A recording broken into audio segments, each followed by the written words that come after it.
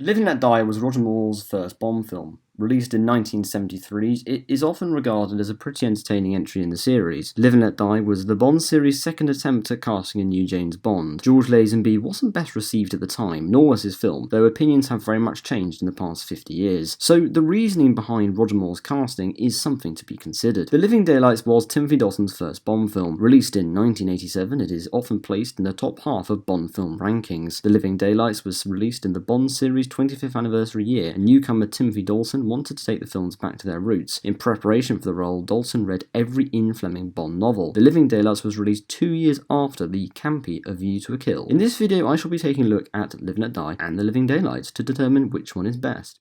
Live and Let Die was essentially made to revamp Bond, after Lazenby's casting didn't go down too well, and the temporary return of Connery in Diamonds Are Forever. The series needed to confidently evolve with a new Bond, and not to be tied down to Connery's interpretation forever. As such, Roger Moore was ultimately a safe casting choice. Lazenby was a risk that didn't pay off, though retrospective opinions are certainly kinder. The series needed an established, charismatic actor who was popular with the public and could make the role his own. That man was Roger Moore. Roger Moore is great in his Bond debut. It's different from Connery, but still seems very much like Bond. I wonder what reviews of the time were like, especially when it comes to Moore's performance. Moore was great, but the best was yet to come in his future entries. But as an opening to his run as Bond, his performance is pretty great. David Hedison makes his debut as Felix Leiter and quickly cements himself as the best version of the character in the classic run. His on-screen dynamic with Moore is really good. His scenes are great to watch. My only criticism is his lack of screen time, but as it was Moore's debut, I can understand that. The spotlight should always be on Bond, especially in his first entry. Jane Seymour is a fan favourite as Solitaire. I've never been that much of a fan of Solitaire. A fine performance, and the character is decent enough, but I think that there have been more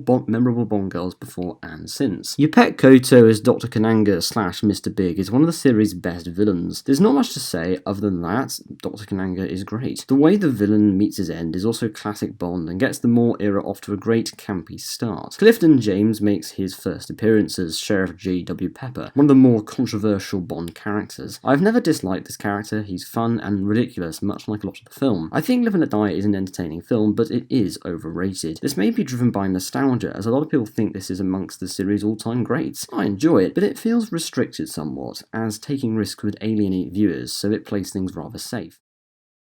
The Living Daylights is another debut for a new Bond, and is rather different. The Living Daylights is much more Cold War-centric, and this drives much of the plot, and makes the first act especially watchable. I think the imagery of Bond being behind the Iron Curtain is just fantastic on its own. Dalton immediately makes a terrific impression as Bond. It's refreshing and different, and is especially engaging for those novel fans out there. Dalton does not put a foot wrong, and is one of the strongest Bond debuts, and that's saying something.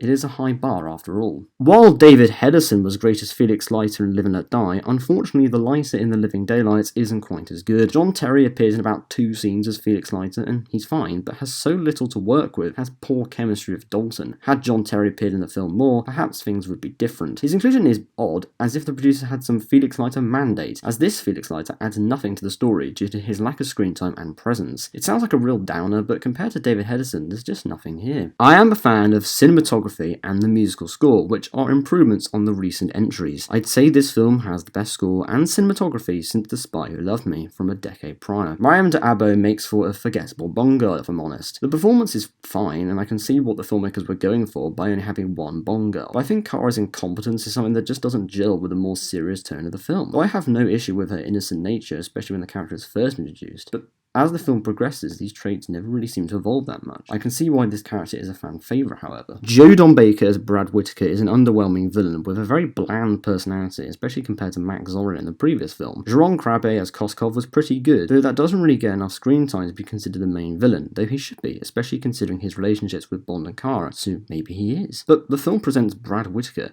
as being higher up in the villain hierarchy, so who knows? Art Malik is the best supporting character. His screen time is minimal, he doesn't appear until the third act, but his presence is fantastic, and Kamran Shah is a really interesting character. The Living Daylights is fantastic, but it does have flaws. The villains are quite poor, aside from the henchman Necros, who, while I am on the subject, is quite fantastic. Anyway, the film is really great. At times it still feels embedded in the Moore era, but on the whole carves out a new identity for the Bond series, even if the public weren't quite ready for it at the time. It's hard to choose between Live and Let Die and The Living Daylights. Both are unquestionably highlights of the series. Live and Let Die is entertaining, but it is a rather safe outing that doesn't do as many bold things as it could have done. Moore is instantly fantastic as James Bond, as is the rest of the cast. The Living Daylights is a classic Cold War film. It has great action, and Dalton is perfect in his debut. However, the villains are rather weak and forgettable, which is exactly what a Bond villain shouldn't be. A Bond villain is a vital part to get right, and The Living Daylights falls rather far off the mark. I had to pick one, and it has to be The Living Daylights. It is more unique in the series, has better action, and is a more memorable Bond debut. What do you think of Live Let Die and The Living Daylights? Let me know in the comments below, and I'll see you in another one of these. Thanks for watching, bye.